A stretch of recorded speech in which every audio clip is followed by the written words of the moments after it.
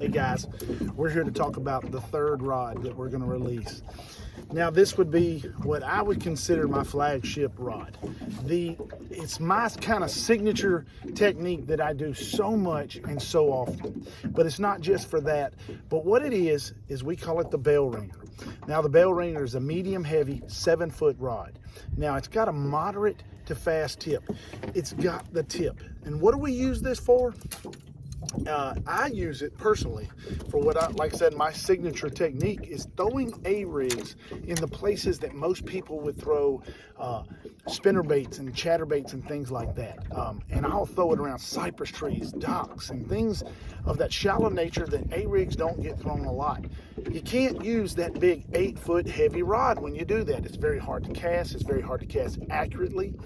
And you need that tip for the cast. Secondly, you need that softer tip because you're dealing with a bait that a lot of times the fish will come up with and they'll swipe, and if you jerk it, you'll miss them almost every single time. You have to let them load up on it. And this rod allows you to do that because it's built with that little bit slower tip that is going to allow you to let the fish get it and things like that. It is my signature rod. It's my signature technique, and it's called the bell ringer because, baby, we're going to ring that bell. We coming. Now, there's several things that we need to talk about in this rod. Of course, the EVA foam grip handles. Notice how they're a little bit shorter. There's not a lot of wasted area. Your hand fits right at the end of them. When you're reeling, I got my hand tied up.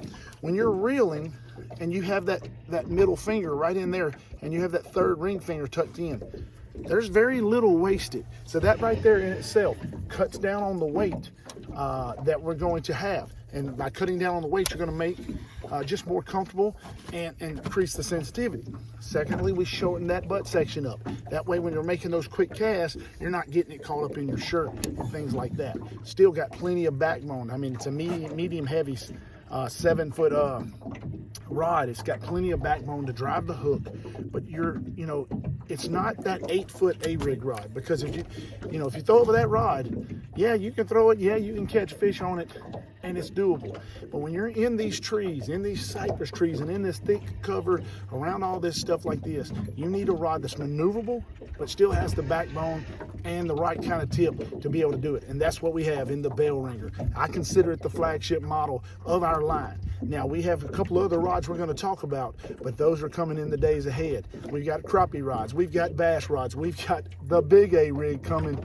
Oh my goodness, it is coming, and I am so excited for you guys. Hey, check us out at jb3rods.com or www.thegarminguru.com. Either way, you can purchase the rods to both. They'll go through, and you'll be able to purchase the rods right there.